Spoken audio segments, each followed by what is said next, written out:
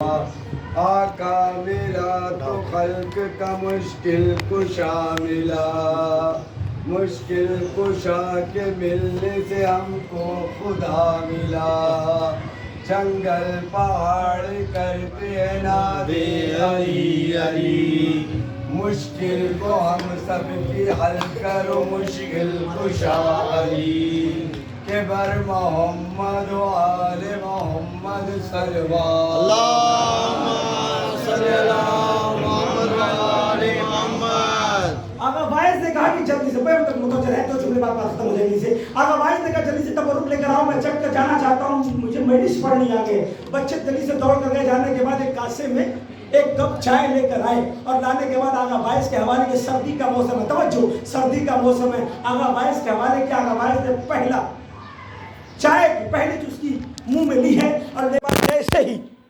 پہلا چائے کا پہلا خطرہ منہ میں گیا ہے، تاریخ کہتی ہے کہ چائے اتنی ٹھنڈی تھی، سرد ہو چکی تھی کہ آقا وائز نے چائے پینا گوارا نہیں کیا، بچوں سے نظریں ہٹاتے ہوئے چائے کو زمین پہ گرا دیا۔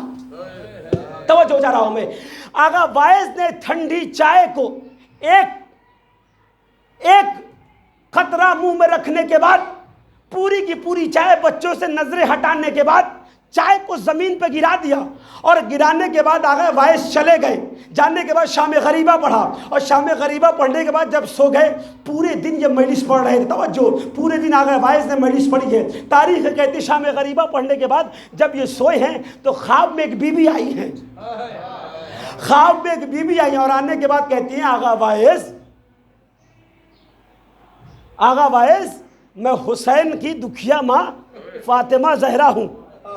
آقا وائز نے فاطمہ زہرا کو سلام کیا، اپنے مقدر کو سلام کیجئے، ہمارے دل میں فاطمہ کی محبت ہے۔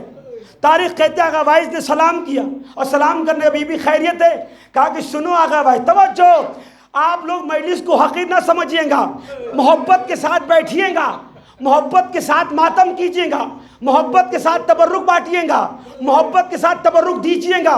اللہ جانے کون سی مجلس فاطمہ قبول کر لے، کون سا عمل آپ کا فاطمہ قبول کر لے، آپ نہیں جانتے ہیں۔ جتنی محبت ہوگی اتنا فاطمہ قبول کریں گی۔ آغا وائز سے کا مخاطب کہتی ہیں بی بی آغا وائز تمہیں پتہ ہے آج تم نے دن بھر میں کتنی مجلسیں پڑھی ہیں صبح سے شام تک؟ آغا وائز کہتے ہیں بی بی میں نے بہت سی مجلسیں پڑھی ہیں۔ کہا ہاں تم نے بہت سی مجلسیں پڑھی ہیں، تو بی بی ماجرا کیا ہے؟ کہا تمہیں پتہ ہے ہم نے اس میں سے کون سی مجلس قبول کی ہے؟ توجہ چارہ ذرا بیدار ہو کے سنیے، آغا وائز تمہیں پتہ ہے کہ ہم نے ان میں سے کون سی مجلس قبول کی ہے؟ کہا بی بی سب مجلس میں نے اچھی پڑھی ہے، ساری مجلسیں میں نے آپ کے لیے پڑھی ہے۔ کہا کہ نہیں آغا وائز، نہیں میں نے سب مجلس تمہاری قبول نہیں کی ہے۔ تو بی بی آپ بتائیں وہ مجلس کون سی تھی جس کو آپ نے قبول کیا؟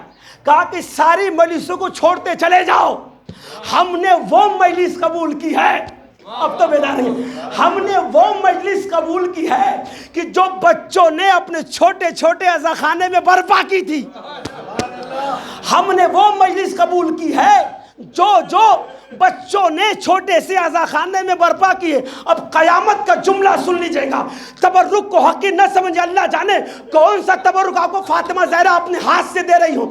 تاریخ یہ کہتی ہے کہ بی بی یہ کہتی ہیں اے وائز تم نے آج بہت بڑا کام کیا ہے۔ جب وائز نے ہاتھ کو جوڑ دیا، کہا بی بی کون سا کام کیا ہے؟ کہا تمہیں پتہ ہے جب بچوں نے تمہیں چائے لا کے دی تھی اور چائے سرد تھی، تم نے چائے پینے کے بعد ساری چائے زمین پہ گرا دی تھی۔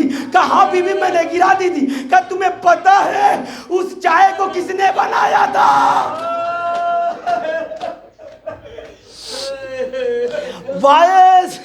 وائز تمہیں پتہ ہے اس چائے کو کس نے بنایا تھا؟ ایک مرتبہ وائز کہتے بی بی کس نے بنایا تھا؟ ایک مرتبہ فاطمہ نے اپنے ہاتھوں کا اشارہ کیا، اے وائز یہ چائے میں نے اپنے ہاتھوں سے بنایا تھا۔ اجرکم اللہ، اجرکم اللہ، آپ کو کوئی غم دے سوائے مظلوم کربلا کے۔ وائز یہ چائے ہم نے اپنے ہاتھوں سے بنایا تھا، یہ چائے ہم نے ہاتھوں سے بنایا تھا، جسے تم نے سرد سمجھ کر زمین پہ گرا دیا۔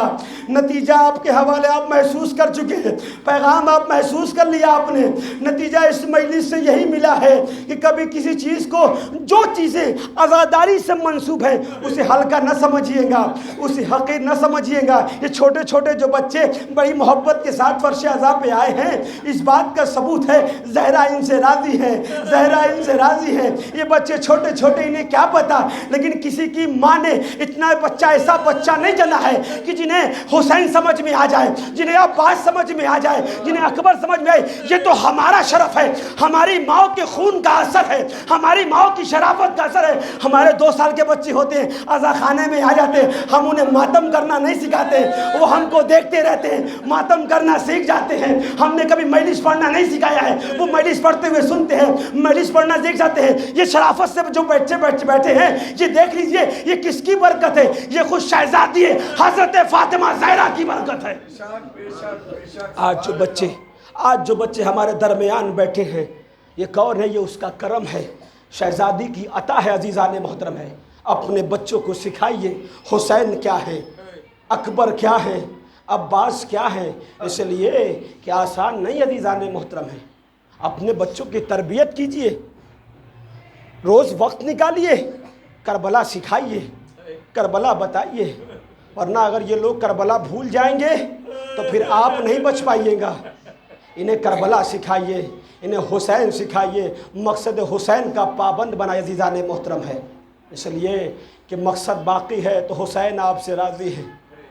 اکبر کا کلیجہ حسین، اکبر کے کلیجے سے حسین نے برچھی کی ہنی اس لیے نہیں نکالی ہے، بلکہ اس لیے نکالی ہے تاکہ نوجوان اکبر کے مقصد کو باقی رکھیں گے۔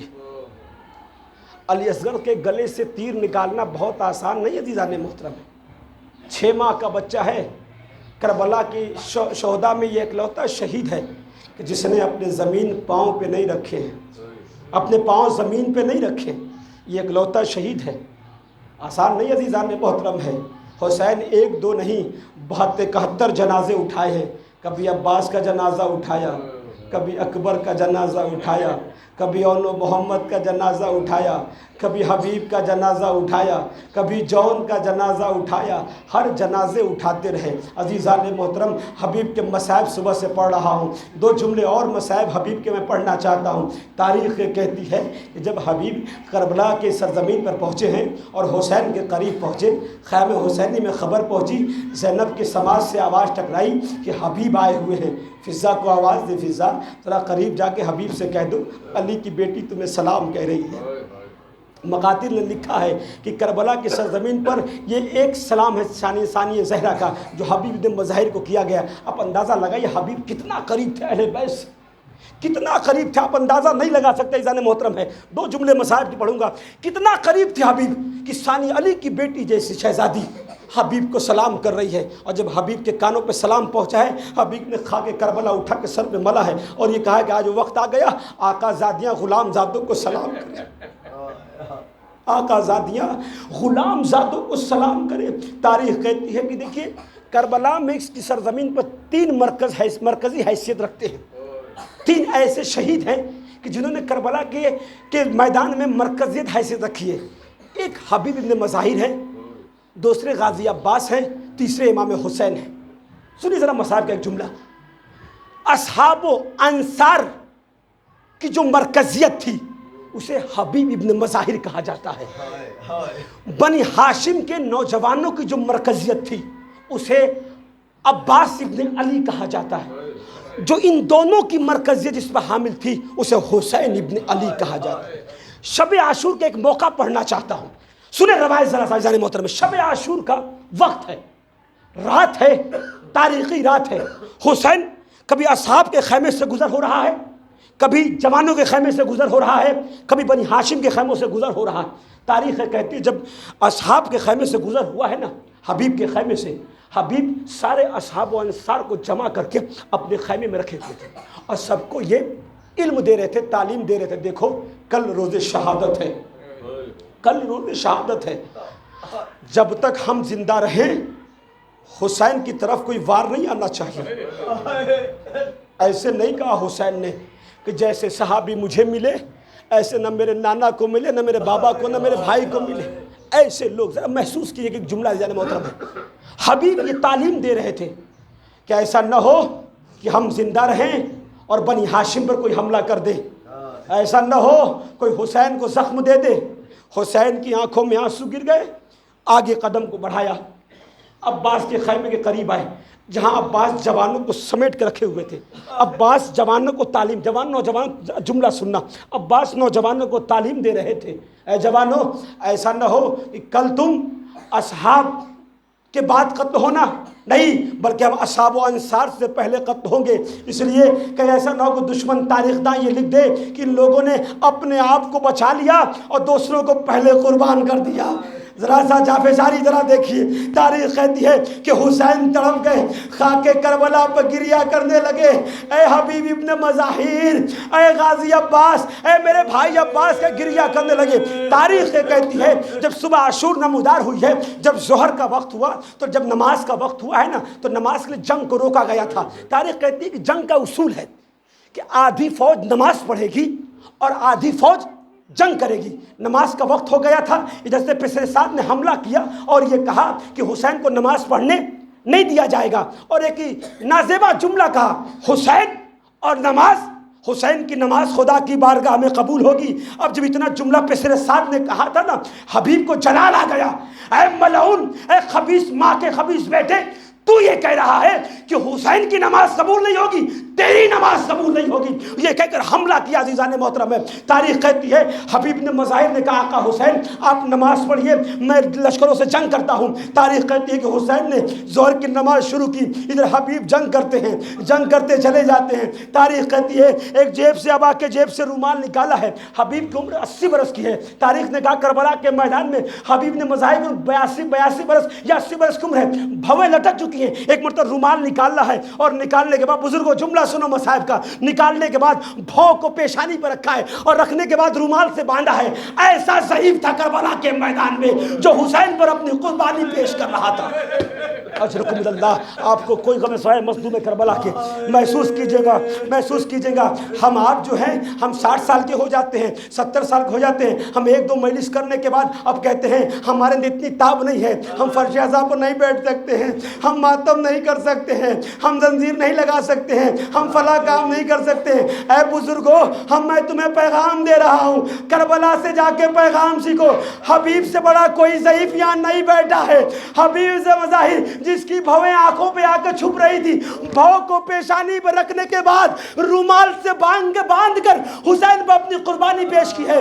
حبیب جنگ کرتے چلے جاتے ہیں. تاریخ کہتی ہے حبیب جنگ کر رہے ہیں، دشمنوں کو واصل جہنم کرتے، ادھر حسین نماز ادا کر رہے ہیں. نماز ظہر ختم ہوا، اللہ اکبر کیا، اقامت شروع کیا، نماز عصر پڑھنا شروع کیا. ادھر حبیب جنگ کر رہے ہیں. کوئی حبیب کو تلوار مارتا ہے، کوئی نیزے مارتا ہے، کوئی تیر مارتا ہے، کوئی پتھرے مارتا ہے. حبیب جنگ کر رہے ہیں، لشکر کو روکے ہوئے. ایسا بہادر شخص ایک تیر بھی حسین کے جانب آنے نہیں دیا. سارا تیر اپنے سینے پہ حبیب روک رہے ہیں. حسین کی نماز ختم ہو جائے، حبیب جنگ کر رہے ہیں. حبیب میں طاقت نہیں ہے. 80 برس کا ضعیف کب تک جنگ کرتا ہے؟ جان محترم ہے، تیروں کا وار ہے، نیزوں کا وار ہے، تلواروں کا وار ہے، پتھروں کا وار ہے. لیکن حبیب چاہتے حسین کی نماز پوری ہو جائے، حسین کی نماز پوری ہو جائے. تاریخ کہتی ہے کہ خاک کربلا پر حسین نے جیسے کہا السلام علیکم، جیسے آخری سلام پڑا ہے، ایک مرتبہ مقتل سے آواز آ گئی، مولا میرا آخری سلام. اجرکم اللہ. آپ کو کوئی غم نہ سوائے مظلوم کربلا کے. حبیب نے آخری سلام پیش کیا، مولا میرا آخری سلام قبول کیجئے گا. تاریخ کہتی ہے حسین نماز سے اٹھے، حبیب کا سلام سنا، دوڑتے ہوئے گئے، حبیب کے جنازے کو اپنے سینے سے لگایا. مدینہ یاد آ گیا. حبیب اے میرے بچپن کے ساتھی، تو خواب اِنَّا لِلَّهِ وَإِنَّا إِلَيْهِ رَاجِعُونَ.